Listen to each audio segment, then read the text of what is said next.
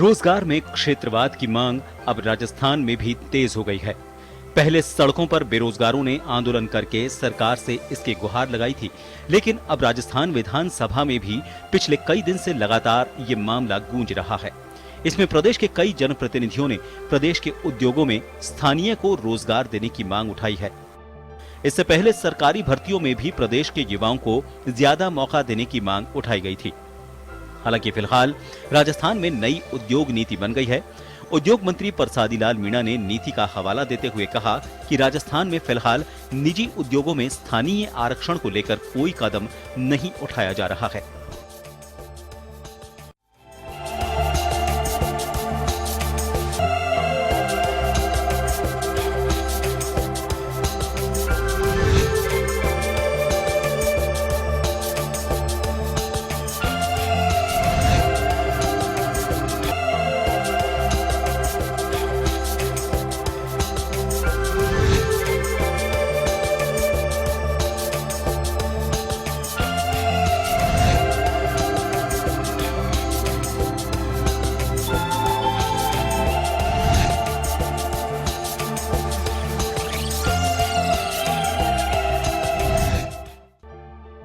देश के अलग अलग राज्यों में सरकारी क्षेत्र में रोजगार के लिए कोटा लगभग निर्धारित है, जबकि राजस्थान में ऐसी कोई व्यवस्था फिलहाल नहीं है, जिसके चलते हर भर्ती में बाहरी राज्यों के सैकड़ों अभ्यर्थी आवेदन करते भी हैं और नौकरियां भी पा लेते हैं। हरियाणा में इसका कानून बनाने के बाद पड़ोसी राज्य राजस्थान में भी इसकी मांग तेज हो गई है, लेकिन इस बीच निजी उद्योगों में क्षेत्रवाद की मांग ने व्यापार जगत में भी हलचल मचा दी है। हालांकि व्यापार जगत इसे एक राज्य के लिए नुकसान भरा कदम बता रहा है, साथ ही इसे संविधान की मूल भावना के विपरीत भी मान रहा है, लेकिन फिर भी जनप्रतिनिधि सदन में इस मांग को लगातार उठा रहे हैं। देश का एक संविधान है और इसकी मूल भावना एक देश एक विधान की बात करती है, लेकिन रोजगार में उठ रही क्षेत्रवाद की ये मांग संविधान की मूल भावना को चुनौती देती दिख रही है। ब्यूरो रिपोर्ट, जन टीवी, जयपुर।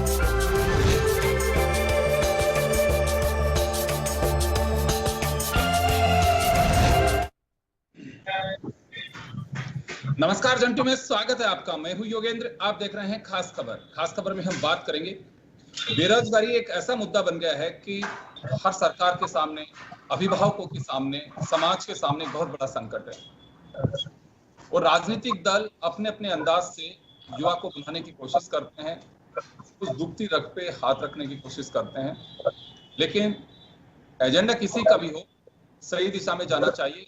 सिर्फ वोट की खातिर हमें इस तरह की स्थितियां पैदा नहीं करनी चाहिए कि भविष्य में वो बहुत दुखदायी रहो। एक बार के लिए तुम कह सकते हैं कि संकट से बाहर निकल गए, लेकिन एक बड़ी बीमारी है, इसे हमेशा के लिए कोई रास्ता ढूंढा जाना चाहिए।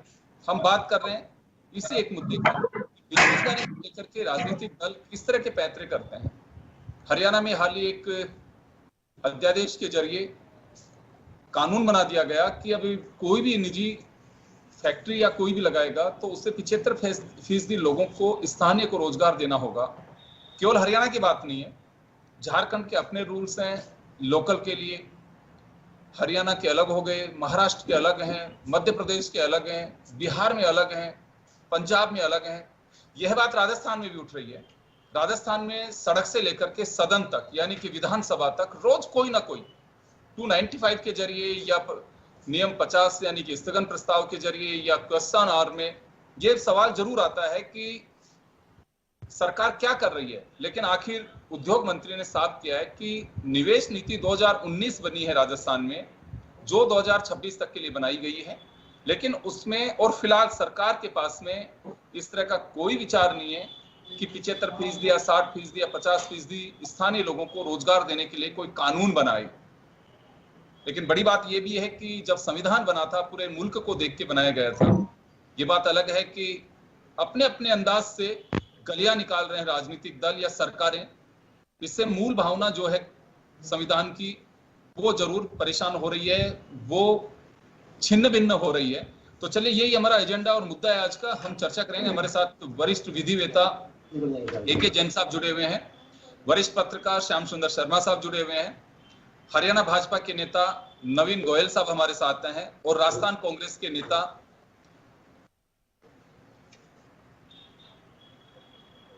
अरुण शर्मा जी हमारे साथ में जुड़े हुए हैं। सभी का स्वागत है। मैं जैन साहब आपके पास आना चाहूंगा एक बार।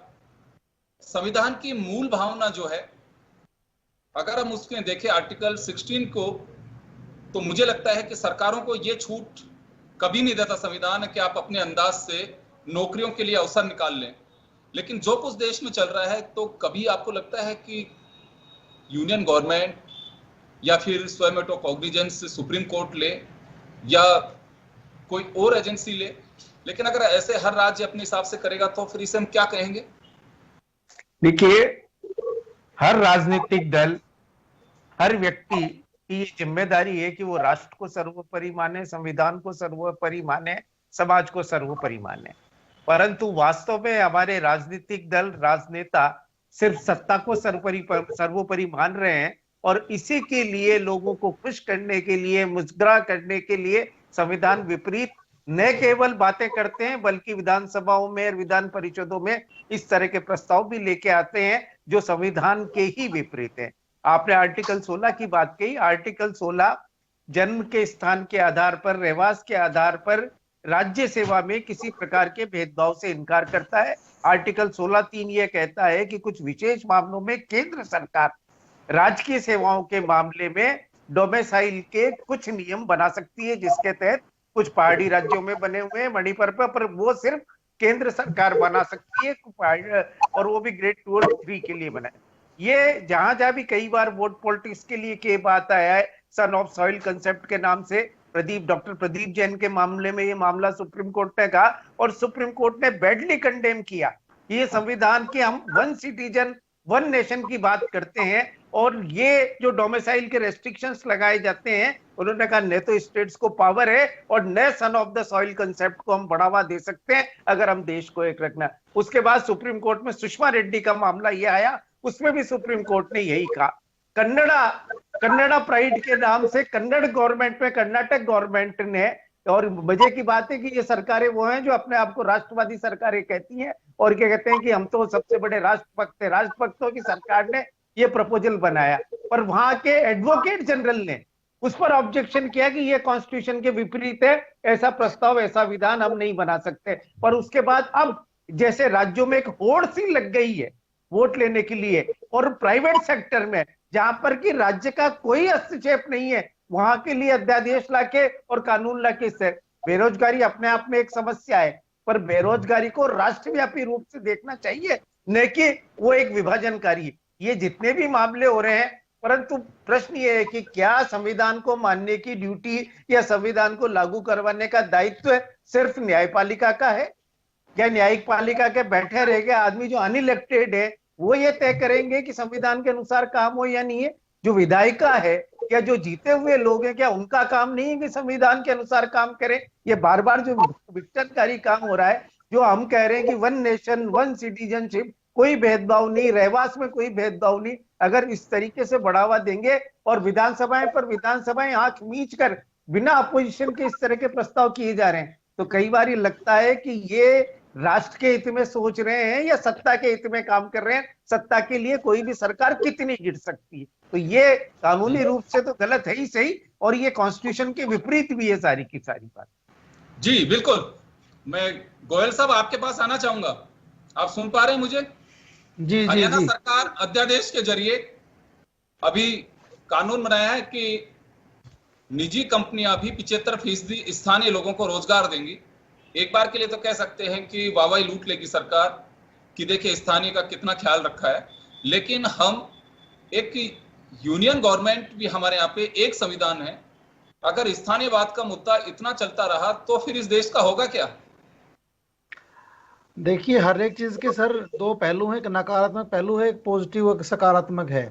देखिए, इस बात में कोई दो राय नहीं है कि हरियाणा के अंदर भी गुरुग्राम जैसे शहर भी हैं जहाँ पे अमीर से अमीर आदमी भी रहता है और इसी शहर के अंदर गरीब से गरीब आदमी भी रहता है। और मैं अगर आप देखें दक्षिण हरियाणा को, तो ऐसा इलाका है जो बहुत ज़्यादा सूखा भी है और बेरोजगारी की या ऐसी बहुत सारी समस्या है कि वहाँ के लोगों को रोजगार के लिए बड़े चिंतित रहते हैं लोग। तो मैं तो इस सरकार के फैसले को बहुत अच्छा मानता हूँ। हमारी सरकार ने जो फैसला दिया है, नवंबर में इसमें विधानसभा में बिल बनाया गया है और उसकी राज्यपाल जी ने 2 मार्च को इसकी सहमति जो मंजूरी दी है।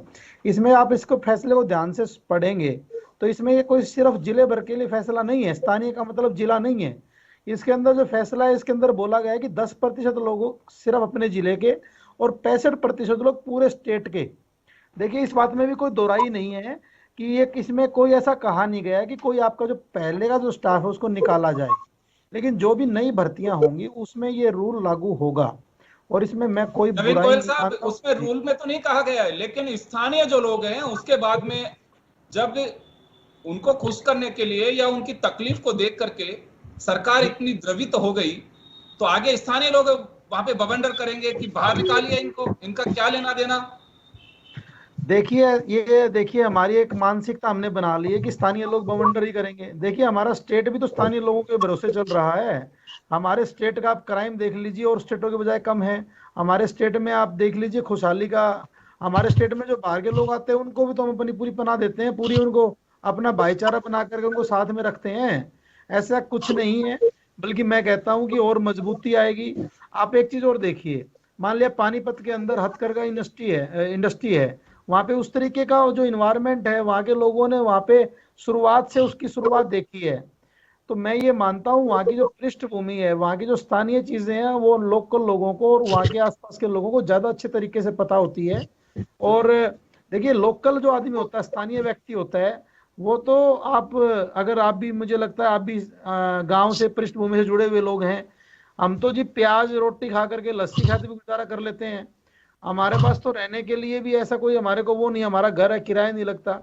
बाहर के आदमी के तो 8-7 हजार रुपए तो बेसिक खर्चे जाते हैं, 5-7 हजार रुपए तो वो तो हमारे सेव हो ही रहे हैं। मिला करके ये है कि सरकारों को स्थानीय स्तर पे इतने एम्प्लॉयमेंट करने चाहिए, एम्प्लॉयर्स खड़े करने चाहिए, ताकि वो दूसरे राज्यों में नहीं जाए। आने वाले दिनों में तो ये प्रॉब्लम होगी। मैं वापस लौटूंगा गोयल साहब आपके पास। लेकिन आप अगर इसका कुछ टाइम के बाद देखेंगे तो अच्छा ही असर आएगा। चलिए, मैं लौटूंगा आपके पास, वापस लौटूंगा।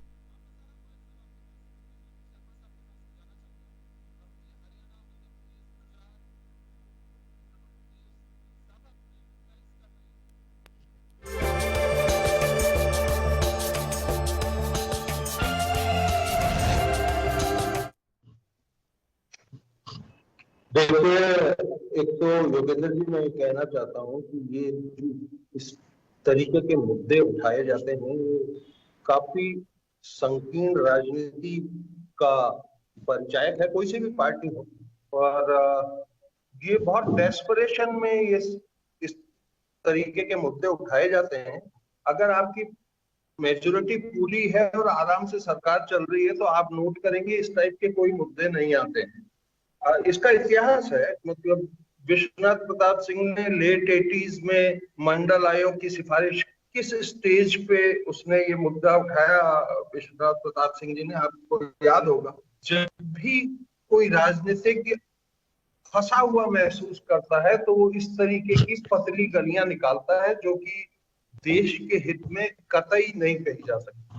ये हर किस तरीके से फंडामेंटल राइट जो हमारे पूर्वजों ने और बड़े ज्ञानी लोगों ने संविधान बनाया है उसकी इज्जत करनी चाहिए पूरे देश को। और उस पर बहुत तो आपको क्या लग रहा है, अगर हरियाणा ने अभी ये कानून बनाया तो संविधान की इज्जत नहीं हो रही है? देखिए, इसकी थोड़ी पृष्ठभूमि में आप जाएंगे तो थोड़ा इसको समझ पाएंगे। मैंने बताया जैसे कि हालात इन फैसलों को लेने पे मजबूर करते हैं। खट्टर साहब की जो ये नई सरकार आई थी, अभी जो आई है दूसरी बार, इस बार इनको बीजेपी को मेजोरिटी नहीं मिल पाई, हालत खराब थी राजनीतिक से, तो उनको ये जेजेपी का सहारा लेना पड़ा। आपको यहाँ बताता चलूं कि बीजेपी के चुनाव घोषणा पत्र में इसका कोई जिक्र नहीं है। हाँ, जेजेपी के चुनाव पत्र में ये एक वादा है युवा से, लोकल युवा से। दुष्यंत जी पे बहुत प्रेशर है किसान आंदोलन की वजह से, वहां पर किसानों का ऑलरेडी, कि आप इस सरकार से बाहर होइए। ऐसे में डेस्परेशन में उन्होंने एक दूसरा सेगमेंट चुना वहां के नौजवानों को आकर्षित करने के लिए, और अभी इसका फैसला नहीं हुआ है। आंध्र प्रदेश में भी एक ऐसा ही कानून अगस्त में पास हुआ है सिमिलर, उस पे अभी पूरी सुनवाई बाकी है, पर कोर्ट ने प्राइमा फेसी ऑब्जर्वेशन में कहा है कि ये अनकॉन्स्टिट्यूशनल। अभी उसके मेरिट्स तय होंगी, लेकिन वो इशारा कर चुका है कोर्ट की वो इसके फेवर में नहीं है। तो ये ऐसा, अब हरियाणा में भी क्या होना है अभी आज की तारीख में आप कह नहीं सकते। इन्होंने कहीं से ये समझ के कि पहले अध्यादेश जारी कर दो, कहीं से सीखा होगा इन्होंने, केंद्र से ही सीखा होगा, फिर अध्यादेश जारी किए, फिर राज्यपाल ने उस पर कोई सहमति नहीं दी, काफी दिन उसको लिए बैठे रहे वो, और फाइनली उन्होंने राष्ट्रपति को भेज दिया, सर आप सलाह दीजिए। राष्ट्रपति ने होम मिनिस्ट्री को भेज दिया। इस रूट से वो वापस यहाँ आया इस सलाह के साथ कि पहले आप विधानसभा में ले जाइए। तो इस तरीके से ये सारी कार्यवाही चली है। और ये मैं आप आपने अपने जी अरुण जी, मैं लौट रहा हूँ, वापस आ रहा हूँ। अरुण जी वापस लौट रहा हूँ, सब जगह जी वापस लौट रहा हूँ। मैं श्याम जी के पास में जाना चाहूंगा। श्याम जी, आपके पास आना चाह रहा हूँ एक बार में। देखिए, अपने अपने तर्क हैं। अभी नवीन गोयल साहब ने कहा कि इससे तो व्यवस्था और सुदृढ़ होगी, और ये बात सही है कि हरियाणा 2 महीने में काफी सक्सेसफुल है। अगर आप देखें एग्रीकल्चर वाइज भी और इंडस्ट्री वाइज भी काफी कुछ बड़ी यूनिट्स वहां पे हैं, एग्रीकल्चर फार्म्स हैं। आज भी गेहूं को लेके, चावल को लेकर के काफी वहां प्रोडक्ट है। लेकिन स्थानीय की जो बात आती है, अभी कहा कि 10% लोकल जो उस डिस्ट्रिक्ट का है और 65% पूरे राज्य का। लेकिन बात केवल हरियाणा की नहीं है, बहुत सारे स्टेट्स में इस तरह की स्थितियां हैं। ये राजनीतिक दल या सरकारें एक बार के लिए कि जब भी कभी चुनाव आएगा तो हम इस मुद्दे को भुना सके कि देखें हमने लोकल फॉर वोकल कर दिया। पता नहीं प्रोडक्ट्स का तो वोकल होगा कि नहीं होगा, लेकिन लोकल फॉर वोकल जरूर कर दिया है नौकरियों के अंदर। राजस्थान इसे खारिज कर रहा है। आपको लगता है कि राजस्थान में डिमांड और बढ़ सकती है? देखिए योगेंद्र जी, जो परिस्थितियां हैं, जिस प्रकार से आप उद्योग को जब लगाने के लिए कहते हो और निवेश की बात करते हो, तो आप ये शर्तें नहीं रखते हो। अब उद्योग स्थापित हो गया, आपके राज्य में चल रहा है, और उसके बीच में आप अध्यादेश ला करके उसके ऊपर कुछ चीजें अपनी शर्तें थोपना चाहते हो, तो निश्चित रूप से उसके ऊपर तो होगा। लेकिन आप देखिए, टेक्निकल रूप से किसी उद्योग में जब ही लिया जा सकता है किसी मजदूर को, जबकि उसका अगर जानकारी नहीं रखता हो, मजदूरों को लगाने का काम कभी भी देखिए, कभी भी फैक्ट्री जो होती है, जितने भी आपने देखे बड़े कारखाने, वहां पर अगर टेक्निकल रूप से अगर साउंड है तो लेते हैं। अब राजस्थान की आप बात कर रहे हैं, बार बार देखिए शकुंतला रावत भी मामला उठाती हैं, और संदीप यादव ने आज जो मामला उठाया, तो उसमें तो आज उद्योग मंत्री जी ने साफ मना ही कर दिया कि हमारी नीति के अंतर्गत तो आता ही नहीं है, और हमारा कोई विचार भी नहीं है कि हम इस प्रकार का कानून लाने चाहते हैं। लेकिन ये बात सही है कि देखिए मंजीत धर्मपाल थे, उन्होंने बीच में उठाया था मामला। आपके देखिए नारायण बेनीवाल ने भी उठाया था मुंडवा में, जिस प्रकार से उनका जेके सीमेंट वाला चल रहा है वहां पर, तो उन्होंने भी कहा था स्थानीय लोगों को ले नहीं रहे, स्थानीय लोगों का प्रदूषण झेलते हैं और सारी बातें होती हैं, और स्थानीय लोगों को लेते हैं। ये हमारा भीलवाड़ा ले लीजिएगा, या चित्तौड़ ले लीजिएगा, या उदयपुर ले लीजिएगा, बहुत सारी जगह ऐसे है जहां पर कि उद्योग स्थापित है, और यहाँ पर कहा अब जैसे रिफाइनरी लग रही है बाड़मेर में, रिफाइनरी में भी स्थानीय लोगों को मिलेगा नहीं मिलेगा, क्योंकि आप वहां पर आप जब तक टेक्निकल रूप से साउंड नहीं हो तो वहां कर्मचारी करेंगे क्या काम? मजदूरी का काम करने का काम तो एक ठेकेदार होता है, ठेकेदार के माध्यम से आप स्थानीय लोगों को लगा, लेकिन आपको सबसे पहले तो तैयार करना पड़ेगा, वहाँ ITI खोलनी पड़ेगी, वहाँ टेक्निकल रूप से आपको साउंड करना पड़ेगा, पॉलिटेक्निक खोलनी पड़ेगी, उसके कोर्सेज आपको प्रिपेयर करके तो आप वहां लेने की स्थिति बनेगी। आप कह दो कि हमको ले लो तो क्यों ले लो? कोई आदमी अगर निवेश कर रहा है तो कोई ये तो है नहीं कि आपको धर्मार्थ के लिए करेगा, लेकिन क्योंकि राजनीतिक लोग अपने स्वार्थों की पूर्ति के लिए, क्योंकि वोटों की राजनीति निश्चित रूप से हावी होती है, और स्थानीय नेता, स्थानीय विधायक इसमें कामयाब भी रहता है कि मैंने देखिए इतने लोगों को लगवा लिया। लेकिन आप जब तक कि स्थानीय लोगों के अंदर, आपने देखा कि हमारे यहाँ पर जिस प्रकार से आप होंडा सिटी में बीच में कहा गया था कि उन्होंने कहा कि हम उन्हीं युवकों को लेंगे जो हमारी टेक्निकल रूप से सही तरीके से साउंड होकर के ट्रेनिंग लेकर के आएंगे। तो ये मैं वापस आ रहा हूँ श्याम जी, वापस आ रहा हूँ। मैं जैन साहब के पास में जाना चाहूंगा। सर, आपने तो बहुत सारे देखे हैं, ऐसे लीगल मैटर्स भी देखे हैं, कई बार हमने देखे हैं कि श्रमिक आंदोलन बहुत सारे हुए हैं, और राजस्थान की बहुत सारी फैक्ट्रियां, अलवर इंडस्ट्रियल एरिया देख लीजिए, कोटा देख लीजिए, बिहाड़ी में कई यूनिट्स देख लीजिए, श्रमिक आंदोलन की भेंट भी चढ़ गई है। कईयों में श्रमिक कानून और श्रमिकों के हितों के लिए यूनियन बनाई गई, लेकिन यूनियनों की भेंट भी चढ़ी, कई इंडस्ट्रीज बंद ही कर दी गई। अब यहाँ पे एक बात आती है कि मैं बहुत सारी जगह पे देखता हूँ, टपुकड़ा है राजस्थान में, भिवाड़ी है, वहाँ बहरोड है, वहाँ इकोनॉमिक जोन बने हुए हैं जो हैं, वहाँ लोकल को लेते नहीं है।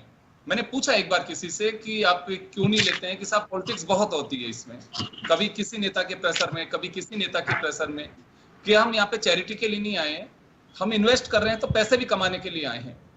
या तो अब आपको लगता है कि 1 अप्रैल से नए श्रम कानून लागू हो रहे हैं, इस पे भी निवेश जो कर रहा है निवेशक है उसको भी एक कवच दिया जाना चाहिए कि भी लोकल के लिए क्या किया जाए, या फिर डिमांड जब उठ रही हैं तो या उसमें एक ऐसा पैरामीटर, क्यों नरेंद्र मोदी जी खुद कई बार ये बात कह चुके हैं जब मुख्यमंत्री थे, कि आपको ध्यान होगा जब समिट हुआ था बिरला ऑडिटोरियम के अंदर, तो उन्होंने कहा ये बात कि हमने इस तरह की व्यवस्था भी कर रखी है कि लोकल को भी रोजगार मिलना चाहिए। तो क्या वास्तव में वक्त आ गया है कि इसकी समीक्षा करके ऐसा कोई पैरामीटर तैयार किया जाना चाहिए ताकि राज्य अपने वो बूते डिपेंड नहीं रहे, केंद्र के कानून के अधीन ही रहे सब? देखिए, लोकल को रोजगार मिलना चाहिए, ये एक अलग इशू है, पर आप कॉन्स्टिट्यूशन का वायलेशन करके ये कानून बना दें कि आपको स्थानीय आदमी को, आप हिंदुस्तान में कहीं से भी रहने वाले को रोक कर और एक कॉन्स्टिट्यूशन के विपरीत ये ऑर्डर बना दें कि साहब यहीं के लोगों को रोजगार दिया जाएगा, तो ये बेसिकली संविधान के विपरीत बात है। आज राज्य की बात है, कल जिले की बात होगी कि हम जिले से बाहर वाले को नहीं आने देंगे, उसके बाद शहर की बात होगी, फिर गांव की बात होगी, और किसी दिन मोहल्ले की बात हो जाएगी कि हमारे मोहल्ले में व्यवसाय चल रहा है तो यहीं के लोगों को काम देंगे, दूसरों को काम। एक तरफ तो आप वसुदेव कुटुंबकम की बात करते हो, यानी दुनिया ग्लोबल इंडस्ट्री होगी, और यही बात अगर मान लें तो जो हिंदुस्तान के लोग विदेशों में जा रहे हैं, विदेशों के काम कर रहे हैं, क्या उनके काम पर आप रोक लगा देंगे कि आप बाहर जाके काम नहीं कर सकते, लोकल काम करेंगे? प्रश्न इस बात का है कि रोजगार देना, रोजगार के अवसर पैदा करना एक चलक है, पर इस चीज में सबसे बड़ी बात यह कि हमारे कॉन्स्टिट्यूशन ने यह कहा कि हिंदुस्तान देश एक यूनिट है, और सबसे बड़ी बात है कि वो लोग जो ये कहते हैं कि एक निशान, एक प्रधान, अखंड भारत, सारा देश एक है, हर सारा हिंदुस्तानी भाई भाई है, अगर वो हम भाइयों में सिर्फ जन्म के स्थान पर विभाजन करने लगेंगे तो ये विभाजन कहां जाकर रुकेगा? आप विकास हिंदुस्तान का चाहते हैं, देश का चाहते हैं, या एक पर्टिकुलर गांव या पर्टिकुलर शहर का या पर्टिकुलर राज्य का चाहते हैं? और ये विभाजन कहां तक जाके रुकेगा? आज मान लीजिए हरियाणा एक राज्य है, अरे हरियाणा तो कब पहले पंजाब था, तो फिर आज कल से हरियाणा के 2 टुकड़े हो जाएंगे, तो फिर उसमें फिर वही दिल्ली की बात आएगी। आपकी यूनिट क्या है? सिटीजन हिंदुस्तान का है। हम कनाडा या अमेरिका में नहीं रह रहे हैं जहां पर स्टेट की सिटीजनशिप अलग है, राज्य की सिटीजनशिप अलग है। कुछ राज्य ऐसे हैं, कनाडा में तो ये भी छूट है कि राज्य चाहे तो अपने यूनियन से अलग हो सकता है, पर ये क्या हिंदुस्तान में है? हमने यूनियन बनाई है, पूरा देश को एक यूनिट बनाया है, और इस तुच्छ लाभ के लिए, लोकल वोट पॉलिटिक्स के लिए अगर हम इस संविधान का खिलवाड़ करेंगे तो हम पूरा जो ब्रिटिश इंडिया के 3 टुकड़े तो हो ही चुके हैं, क्या हम आगे और टुकड़े ले जाना चाह रहे हैं इन चीजों को ले जाकर? प्रश्न इस बात का है कि आप संविधान के साथ मजाक क्यों कर रहे हैं?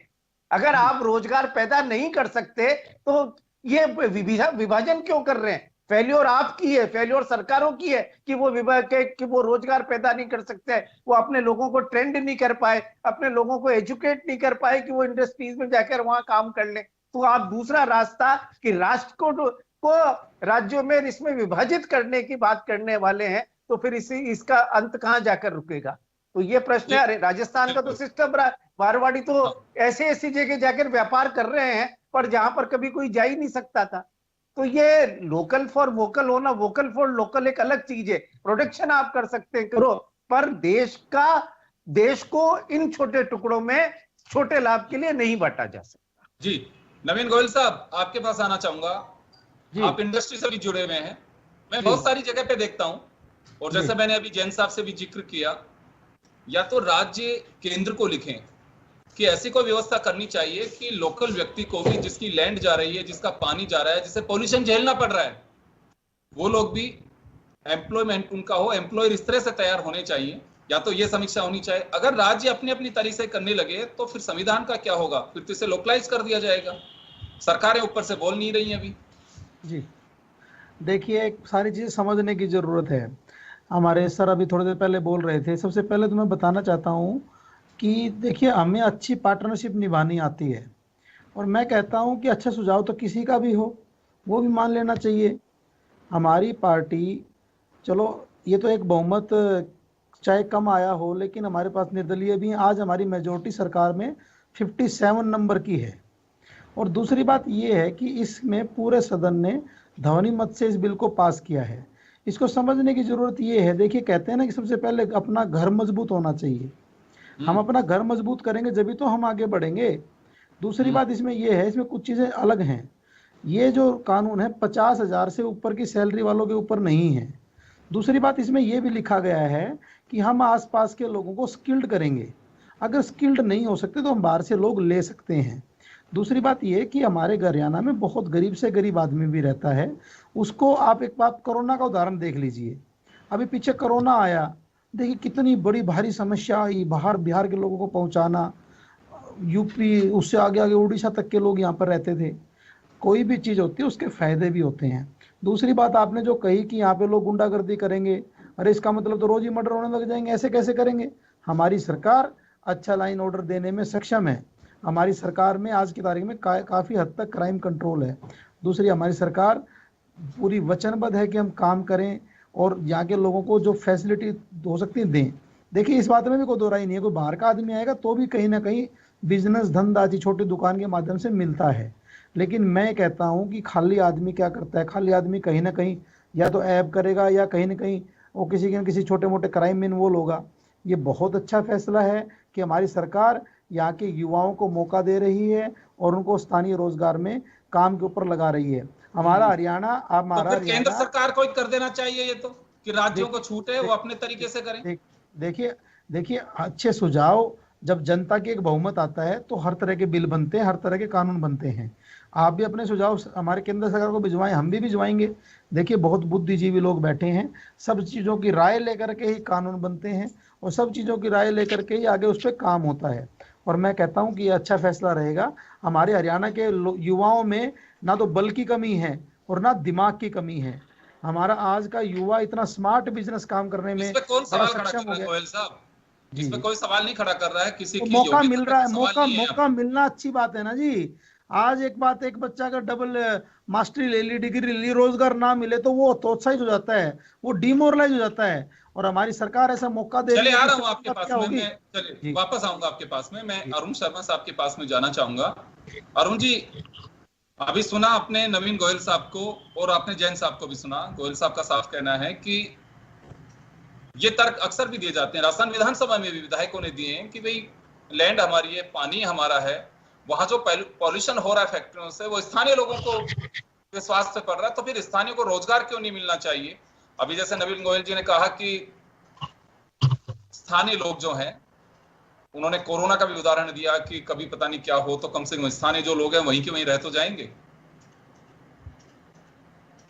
देखिए, बहुत गंभीर मोड़ है देश के हालातों में। मैं आपको बता देता हूँ, जिस तरीके से हम छोटे छोटे हिस्सों में बंटने की कोशिश कर रहे हैं या बांटे जाने की कोशिश कर रहे हैं, मैं जैन साहब से बिल्कुल एग्री करता हूँ। संविधान सबसे ऊपर है। दूसरा मतलब इतना कॉन्फ्लिक्टिंग व्यूज हैं। एक तरफ प्रधानमंत्री मोदी जी दुनिया भर में घूम के इन्वेस्टमेंट की अपील करते हैं सारे देशों को कि आप हमारे यहाँ आइए और हमारा ईज ऑफ बिजनेस तो देखिए, आप आसानी से काम कर सकते हैं। उस वादे का क्या होता है अगर हम ऐसे ऑपरेट करना शुरू कर देंगे? मतलब हम सबको एग्जाम्पल्स भी याद हैं, हीरो होंडा में कितनी आगजनी, और ये अभी कुछ लास्ट ईयर ही हुई है। एप्पल की फैक्ट्री बेंगलोर के आसपास कहीं वो कंप्लीटली जला दी गई है। अगर आप ये माहौल बनाएंगे, कौन इन्वेस्ट करना चाहेगा? अगर आप पे ये जिम्मेदारी है कि आप एम्प्लॉयमेंट देते वक्त ये देखें कि 10% रोहतक का हो गया है, अब चलो सिरसा चलते हैं। मतलब इतना इंतजाम एक एम्प्लॉयर रखेगा, उसका बिजनेस करेगा वो या ये सारी डायरियां मेंटेन करेगा? और कोई भी जो मेरिट का आदमी है वो चाहे हरियाणा का हो जाएगा। ये तो कहीं रूल ही नहीं है कि कोई फैक्ट्री आके कहती हो कि भाई मैं हरियाणा वालों को दे दूं। ये तो वो एक टोटल रिक्रूटमेंट प्रोसेस होता है, एक सिलेक्शन प्रोसेस होता है। अगर आप में मेरिट है फौरन छाना लिया जाएगा। तो ये जो बांटने की प्रवृत्ति है ये बहुत खतरनाक है। बड़ी मुश्किल से इस देश को जोड़ा गया था, और संविधान से अगर जरा भी हमने पतली गलियां निकाली, और ये क्या है, लटकाने वाली बात है। अभी कोई कोर्ट इसके लिए मना कर देगा, पर 6 महीने का वो खुशी का उत्सव वहां मन जाएगा कि भाई देखो हमने तो कोशिश की थी, अब कोर्ट ने अटका दी। इस टाइप के कारनामे हैं, इस पर कोई गंभीरता नहीं है। और मैंने जैसे शुरू में ही कहा था कि ये संकीर्ण राजनीति है। आपको तुरंत अगर आप किसी संकट में हो तो उससे निकलने के रास्ते हैं। जी। लेकिन कमलनाथ भी ऐसा स्टेटमेंट दे चुके हैं, वो भी एक कानून ऐसा ही कुछ लेकर के आ रहे थे। अमरिंदर सिंह भी इस पे गौर कर रहे थे। तो ये तो राज्यों के ऊपर, हर राज्य इसी दिशा में अगर गलियां निकाल रहा है। खैर चलिए, संविधान की किसको पड़ी। श्याम जी आपके पास आना चाहूंगा एक बार में। समय कम है, थोड़ा आपसे जानना चाहूंगा कि देखिए हर सरकार का, हर राज्य का अपना अपना तर्क है। स्थानीय राजस्थान सरकार कहती है कि हम ऐसा कोई विचार नहीं रखते हैं, या तो कोई भी आ सकता है जिसमें काम करने की कुबत है वो काम कर सकता है। इसी तरह से नवीन गोयल साहब कह रहे हैं कि अगर स्थानीय को मिलेगा तो उसका तो बेनिफिट ज्यादा होगा, समय भी बचेगा, वो ज्यादा काम कर पाएगा। देखिए योगेंद्र जी, बात यह है कि उद्योगपति जब आता है आपके यहाँ तो आप बुला के लाते हैं, आप छूट भी देते हैं, सारी बातें करते हैं, लेकिन जब तक उसको टेक्निकल रूप से साउंड व्यक्ति नहीं मिलेगा तो आपको क्यों लेगा। सबसे बड़ी बात आप जो अगर इंडस्ट्रीज है उसके अनुरूप अगर ITI खोलेंगे, पॉलिटेक्निक खोलेंगे और वहां पर अपने बच्चों को विकसित करेंगे और इंडस्ट्रीज से बात करेंगे कि आप किस प्रकार के टेक्निकल लोग चाहते हैं, तो कुशल श्रमिक जहां देंगे तो निश्चित रूप से लेने के लिए तैयार हो जाएगा कोई भी फैक्ट्री। लेकिन आप अकुशल लोगों को अगर रोजगार देने की बात करेंगे तो होगा विवाद। ये बात सही है कि टपुकड़ा में जिस प्रकार से आप देखिएगा झगड़े हुए थे, बहुत सारी जगह आपके मारुति के अंदर जो जिस प्रकार से विवाद हुआ था, चल के जो कुछ हुआ था हरियाणा में भी हुआ, सब जगह हुआ। लेकिन क्योंकि वोटों की राजनीति होती है, सब जगह वोटों की राजनीति के लिए अगर कानून बना देते, तेलंगाना ने भी बना दिया, आंध्र ने भी बनाया, सबने बनाया, क्योंकि वहां अकेला नहीं है, बहुत सारे राज्यों ने कदम उठा चुके हैं। अब ये सारे आप राज्यों के अब आने वाले निवेशकों को आप आमंत्रित करेंगे तो फिर आपका अगर आपका कानून है तो उसके अनुरूप उसको करना पड़ेगा। तो अगर जो स्थापित है उसको तो आप नहीं कर सकते ना, आप उसके पास उसको कहोगे कि आज से कानून तो जब से लगेगा, जब से लागू होगा, पहले वालों के ऊपर लागू होगा नहीं होगा ये, क्योंकि बहुत सारी बातें कोर्ट में चले जाते हैं, विवाद होता है, सारी बातें होती है, लेकिन स्थानीय को महत्व मिलना चाहिए, उसमें दो राय नहीं है, लेकिन उनको टेक्निकल रूप से सरकार को सक्षम भी बनाना चाहिए व्यक्तियों को, तो उसको फायदा होने वाला है। केवल ये कह दो कि हमने तो कह दिया, कानून बना दिया, इतने लोगों को रोजगार मिल जाएगा, लेकिन आप उस तरह के लोग उत्पन्न नहीं करेंगे, तो फिर वो सारी चीजें टेक्निकल रूप से हमेशा जो नीति बनती है तो उसमें आपको ध्यान रखना पड़ेगा कि इंडस्ट्रीज वाला जो आपके यहाँ आया है, निवेश करता है, और निवेश के माध्यम से उस राज्य को बहुत सारी चीज मिलती है, उसको देखिएगा रोजगार, अगर कोई आपके यहाँ अगर फैक्ट्री लगती है तो उस शहर में निश्चित रूप से इकोनॉमी रूप से साउंड होता है, उसको मिलते हैं रोजगार। देखिए, चाय वाले को रोजगार मिलेगा, खाने वाले को रोजगार मिलेगा, कपड़े वाले को रोजगार मिलेगा, अगर कोई व्यक्ति रहेगा तो खर्चा करेगा, वहीं रहेगा, तो अलग अलग तरह के रोजगार भी मिलते हैं।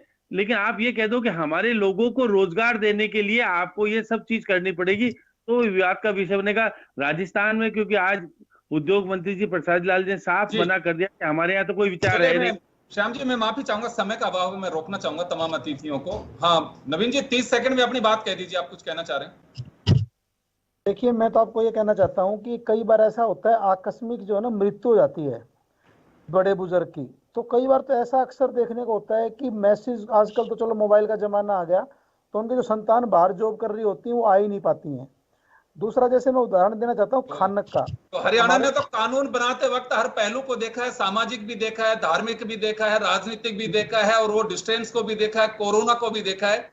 चले, आपने बहुत डेप्थ में इस कानून को बनाया, लेकिन नवीन साहब, सबसे बड़ी बात यह है कि हम संविधान से बंधे हुए हैं, हम संविधान से बंधे हुए हैं। एक बात हमें वो संविधान को देखते हुए कानून बनाया है।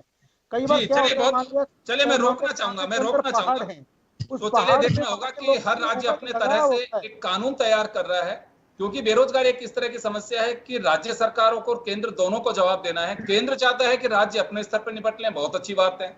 राज्य देखते हैं कि मुझे अगला चुनाव जीतना है, तो उसके लिए मुझे रोजगार देना होगा, बेरोजगारों को खुश करना होगा, तो ये सब रास्ते जरूर निकाले जाते हैं।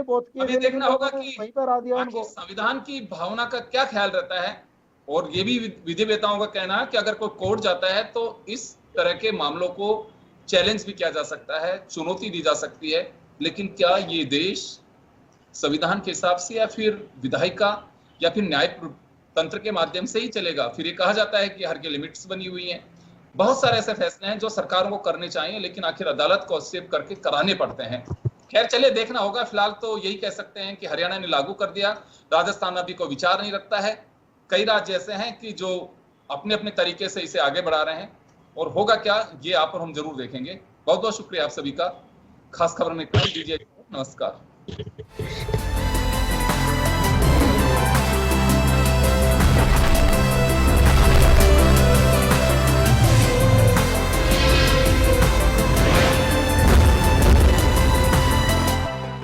जन टीवी की लेटेस्ट अपडेट पाने के लिए हमारे चैनल को जरूर सब्सक्राइब करें और नोटिफिकेशन पाने के लिए बेल आइकॉन दबाएं।